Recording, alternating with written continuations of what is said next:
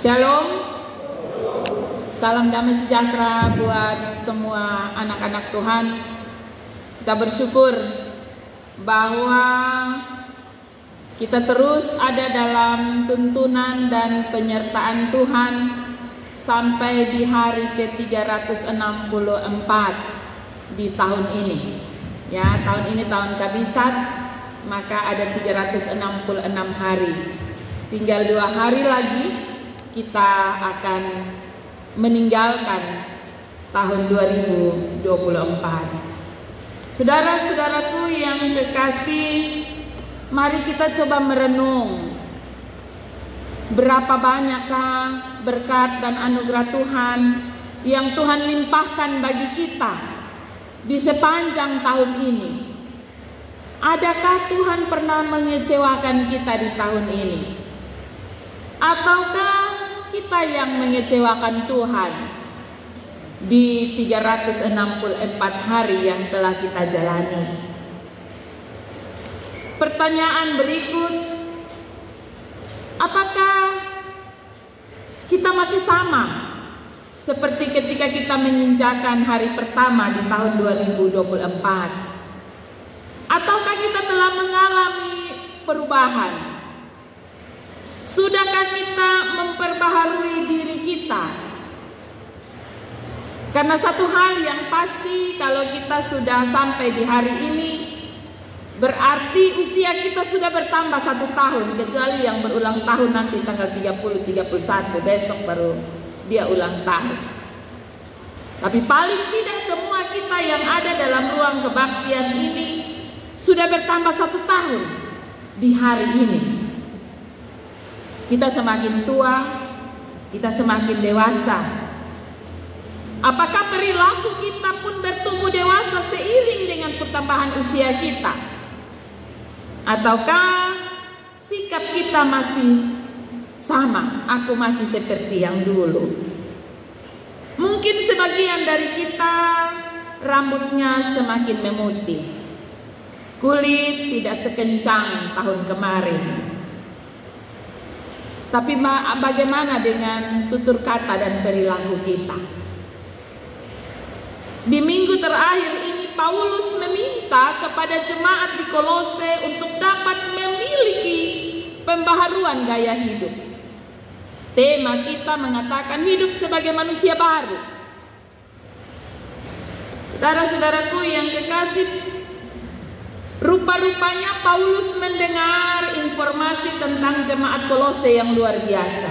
Kita dapat membaca itu dalam pasal 1 ayat 4. Dikatakan bahwa jemaat Kolose itu adalah jemaat yang memiliki kasih yang luar biasa. Mereka adalah jemaat yang benar-benar memberi cerminan tentang kehidupan yang selaras dengan apa yang mereka terima sebagai bagian dari firman Tuhan. Dan Paulus memuji kehidupan beriman jemaat Kolose. Karena itu di dalam suratnya ia terus meminta agar kehidupan beriman dalam anak-anak Tuhan di Kolose harus terus bertumbuh. Dia tidak boleh berhenti. Konsep tentang manusia baru yang disampaikan oleh Paulus adalah sebuah model kehidupan yang menjadikan Kristus sebagai alat ukur, Kristus sebagai sentral, sebagai pusat dari yang mendasari kehidupan orang beriman. Dalam surat ini yang terdiri dari 4 pasal saja, surat Kolose ini Paulus secara serius menyampaikan tentang keutamaan Kristus sebagai perantara dalam karya keselamatan. Tema surat ini sangat jelas, yaitu Kristus sebagai satu-satunya Tuhan dan penebus. Karena itu jika kita mengakui bahwa di sepanjang kehidupan kita sampai hari ini adalah karena pemeliharaan Tuhan, maka tidak ada alasan bagi kita untuk tidak menjadikan Kristus sebagai landasan atau dasar dari keberadaan kita.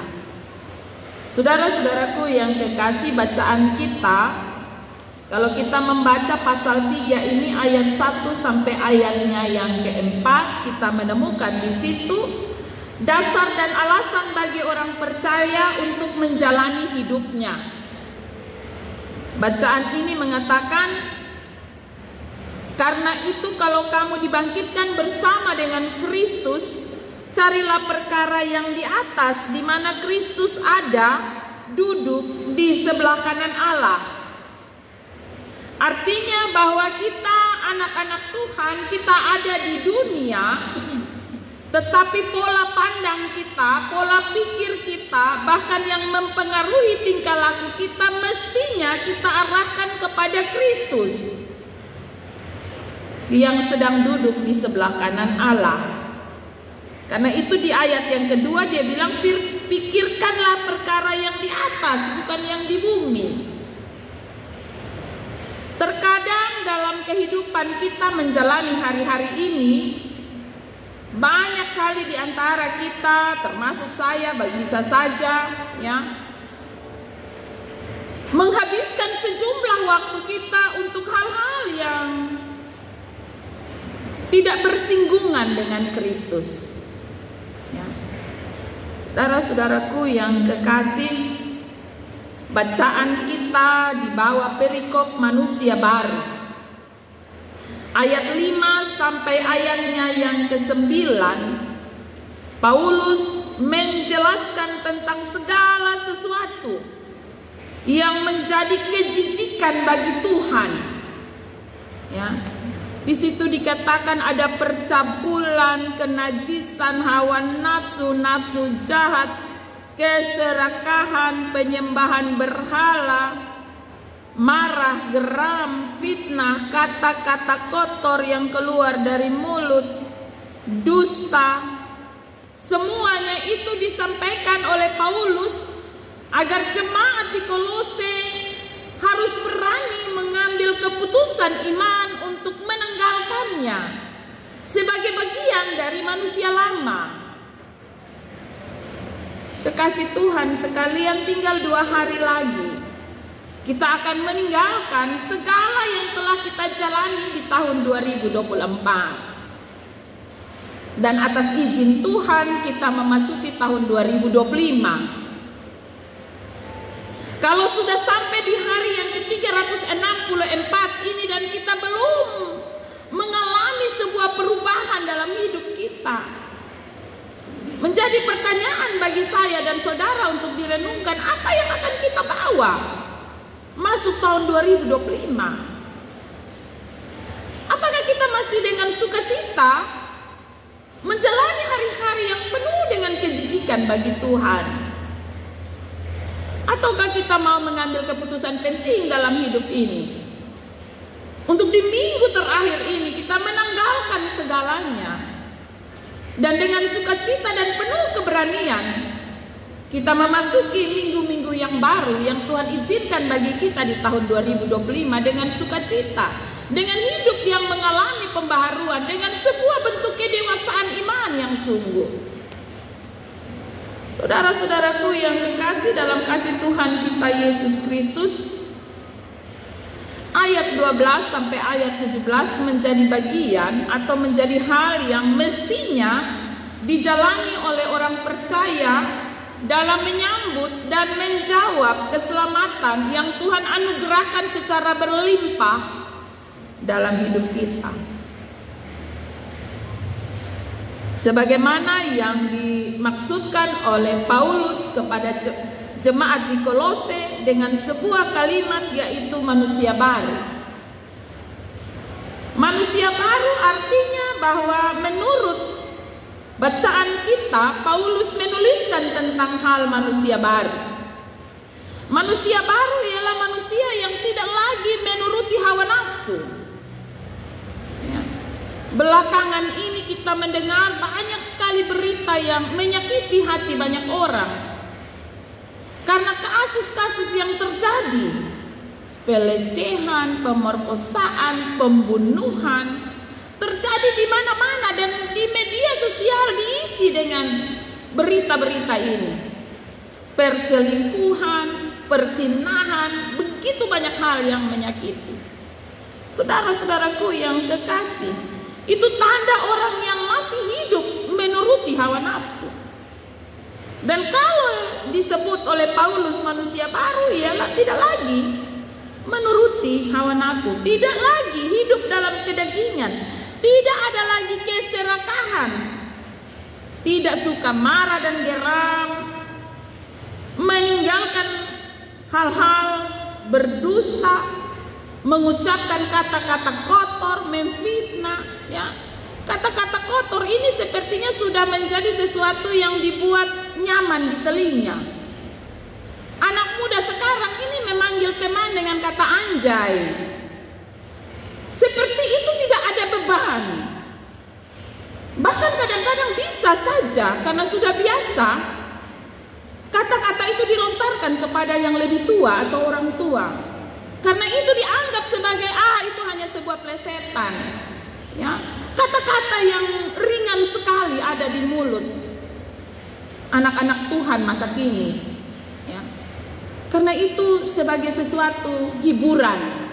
Kalau kita scroll TikTok, ya, main HP, maka kita akan menemukan kalimat-kalimat tersebut. Kata-kata kotor, ya, yang sudah dilebur menjadi kalimat yang enak di telinga. Anggap saja itu biasa, ya. Saudara-saudaraku yang kekasih, inilah hal-hal yang bisa membawa kita terperangkap dalam kehidupan yang penuh dengan kejijikan di mata Tuhan. Manusia baru adalah manusia yang hidup di dalam kasih. Bacaan kita ayat 12 sampai ayat 17 menyampaikannya kepada saya dan saudara. Manusia baru yang hidup dalam kasih ialah memiliki kasih yang tidak membeda-bedakan, memiliki hati yang penuh dengan kemurahan, memiliki hati yang penuh dengan kerendahan, mampu memiliki kesabaran, dan mampu mengampuni, ya, bisa melepaskan pengampunan, ya. Terkadang ini menjadi sesuatu yang berat bagi kita, dan terkadang karena merasa melepaskan pengampunan adalah sesuatu yang berat, maka pengampunan selalu diikuti dengan penyesalan, ya. Kalau orang sesone ada, baru kita menyesal. Aduh, beta belum ampuni dia. Aduh, beta belum minta ampun. Dia jalan. Ya. Saudara-saudaraku yang kekasih, manusia baru adalah manusia yang bisa bersyukur. Itu yang dikatakan oleh Paulus kepada jemaat di Kolose. Manusia yang dapat bersyukur ialah meskipun mendapatkan cobaan, tantangan, pergumulan. Saya yakini bahwa menjalani 364 hari pasti tidak lolos dari berbagai tantangan, pergumulan, dan persoalan. Tetapi menjadi manusia baru, maka manusia itu harus bisa mengucap syukur. Bahkan dalam berbagai kondisi, meyakini bahwa menghadapi berbagai tantangan dan pergumulan, Tuhan tidak pernah meninggalkannya sendiri. Itulah manusia baru yang menyadari penyertaan Tuhan dan kasih sayang Tuhan yang berlimpah di dalam hidupnya, sehingga meskipun ia diperhadapkan dengan tantangan dan persoalan, ia mampu mengucap syukur. Manusia baru juga adalah manusia yang tahu mengucap syukur ketika menerima berkat Tuhan, ya. Kadang-kadang orang justru terima berkat saja lupa ucap syukur, ya, lupa untuk berterima kasih kepada Allah sang pemberi berkat. Saudara-saudaraku yang kekasih, karena itu dalam ayat yang ke-17 bacaan kita, Paulus memberi penegasan kepada semua pembaca surat ini bahwa di dalam segala sesuatu, apapun yang kamu lakukan, apapun yang kamu perkatakan ataupun perbuatan, lakukanlah semuanya itu dalam nama Tuhan Yesus, sambil terus mengucap syukur oleh Dia kepada Allah Bapa kita. Inilah kehidupan manusia baru. Saya meyakini bahwa di tengah hujan, ya, di tengah kondisi yang nyaman untuk tidur, ketika ada kurang lebih 90 anak Tuhan mengambil keputusan ada di dalam rumah Tuhan untuk mengucap syukur atas pemeliharaan Tuhan baginya, itu bukan karena maunya sendiri, tetapi karena Roh menguasai hidupnya, mengingatkan dia dan menolong dia untuk terus ada di dalam kasih dan karunia Tuhan, untuk senantiasa ada, datang dan mengucap syukur. Tuhan Yesus memberkati saya dan saudara. Tuhan Yesus pun akan menolong saya dan saudara menjalani hari-hari di penghujung tahun ini. Dan pastikan bahwa Allah tetap menyertai kita bahkan ketika kita akan memasuki tahun yang baru. Tuhan Yesus menolong saya dan saudara. Amin.